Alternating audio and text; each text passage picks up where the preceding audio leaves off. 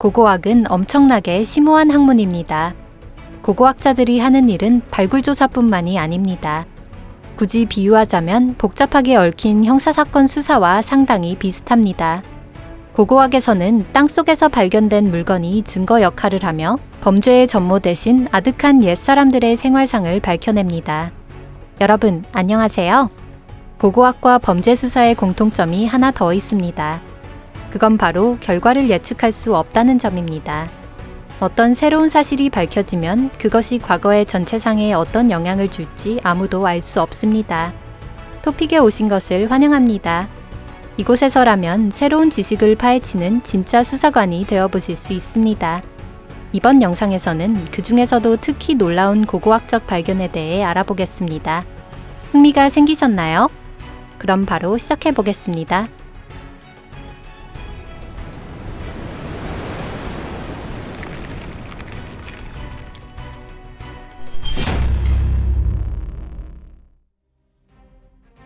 꼬리가 3개 달린 고양이 미라. 고대 이집트에 관심이 있으신 분이라면 스카라브와 악어, 고양이 이 3가지 동물이 이 땅에서 숭배되었다는 사실을 알고 계실 것입니다. 이집트에서 고양이는 음악과 춤, 풍요, 아름다움을 관장하는 여신 바스테트에 의해 신성한 동물로 여겨졌습니다. 고양이임에도 불구하고 인간과 똑같이 미라화될 정도로 추앙받았던 것입니다.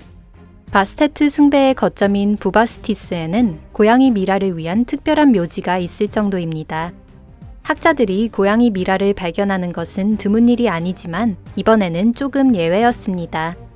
프랑켄슈타인 같은 이형의 모습을 한 고양이인지 아니면 단순한 사기꾼의 소행이었을지 모를 기묘한 미라가 발견된 것입니다. 언뜻 보면 다른 고양이의 미라와 다르지 않습니다. 하지만 자세히 보면 독특한 주머니 같은 것 위에 고양이 머리가 올라가 있는 모습입니다. 그 주머니의 내용물을 자세히 조사해보니 한 마리의 고양이가 아니라는 사실이 밝혀졌습니다. 무려 그곳에는 3개의 꼬리와 5개의 다리가 담겨져 있었습니다. 심지어 5개 모두 뒷다리였습니다. 이 정도면 고양이라고 하기도 어렵습니다. 어쩌면 고양이의 시체를 잃어버린 무책임한 사제가 어차피 아무도 열지 못할 것이라고 생각해 그 근처에 있던 것을 적당히 미라에 집어넣었을지도 모릅니다. 혹은 미라 업자가 단순한 사기꾼이었을 수도 있겠죠. 진상은 알 수 없습니다. 역사상 가장 오래된 신전. 신석기 시대 이탈리아에서 메소포타미아에 걸친 광대한 지역에는 여러 문화가 있었으며 사람들은 그곳에서 사상 최초의 도시를 형성했습니다. 그중 하나가 현재의 루마니아와 몰도바, 우크라이나에 존재했던 트라필리아 문화입니다.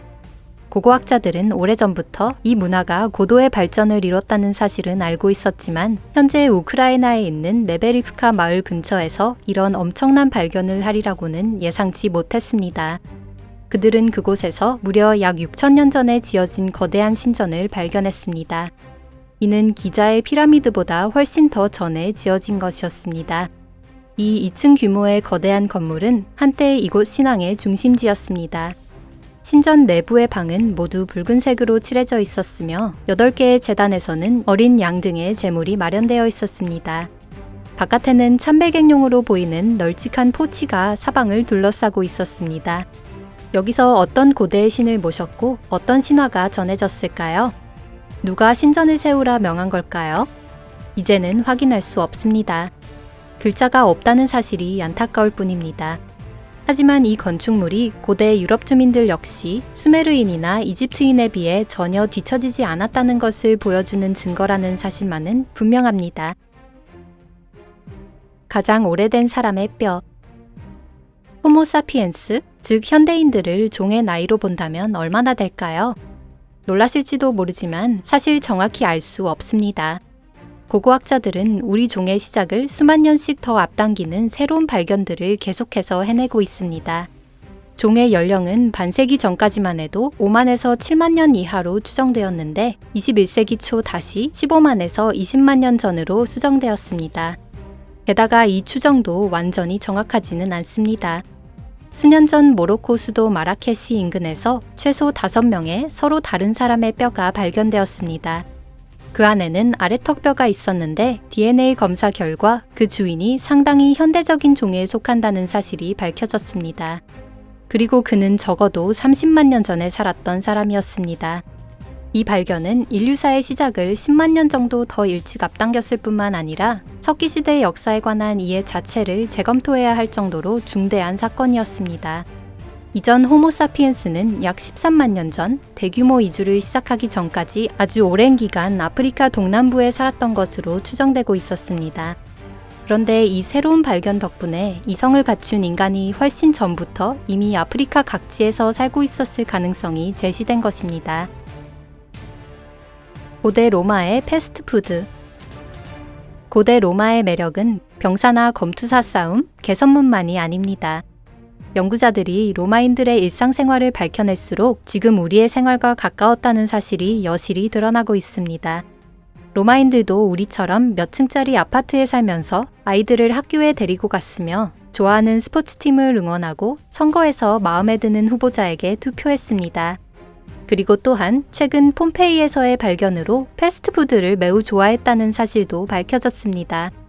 연구자들은 이 테르모폴리움이라는 존재에 대해 오래전부터 알고 있었습니다. 이는 패스트푸드도 함께 제공하던 음식점으로 특별한 장치를 통해 음식을 데웠습니다.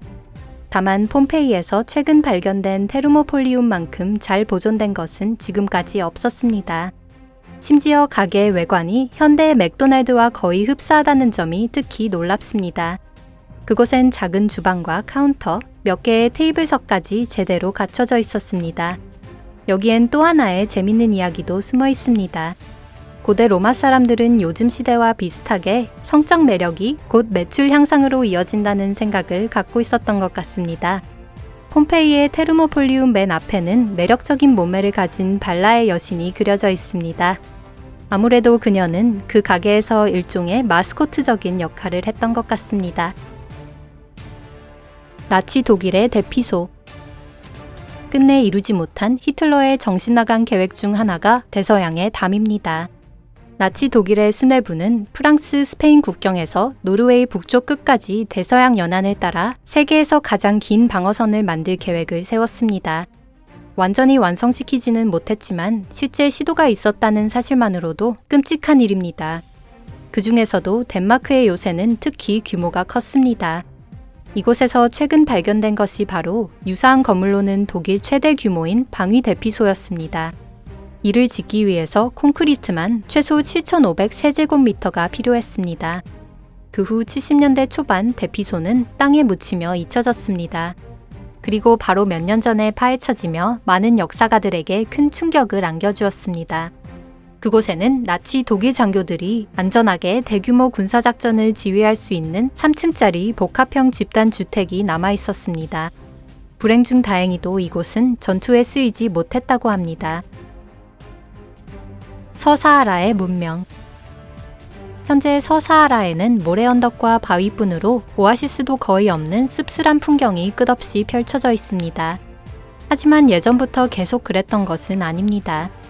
신석기 시대에 이곳에 펼쳐져 있던 것은 사막이 아니라 초록빛의 아름다운 초원이었습니다. 아주 오래전 이 지역은 보다 쾌적하고 살기 좋은 환경이었고 상당히 발달한 문명이 존재했다는 증거가 최근에서야 과학자들에 의해 발견되었습니다. 2019년에는 건조한 기후로 인해 잘 보존된 수천 개에 이르는 환상 열석과 고인돌이 묘표와 종교적인 건물이었다는 사실이 밝혀졌습니다. 그 연령은 적게 잡아도 1만 년입니다. 유감스럽게도 서사하라에 대한 조사는 혹독한 기후뿐만 아니라 복잡한 정치 상황에 의해 난항을 겪고 있습니다. 이 때문에 이 지역에 있는 수수께끼 같은 돌의 구조물에 대해서 연구자들이 언제 새로운 정보를 얻을 수 있을지는 불투명한 상황입니다. 오늘 영상은 여기까지입니다. 끝까지 함께 해주셔서 감사합니다. 만약 영상이 마음에 드셨다면 좋아요 버튼과 SNS상에서의 공유를 부탁드립니다. 여러분께서 응원해주시면 더 많은 분들에게 더 좋은 영상을 전해드릴 수 있습니다. 호기심과 탐구심이 왕성하신 구독자 여러분, 그럼 다음 영상에서 뵙겠습니다. 안녕히 계세요.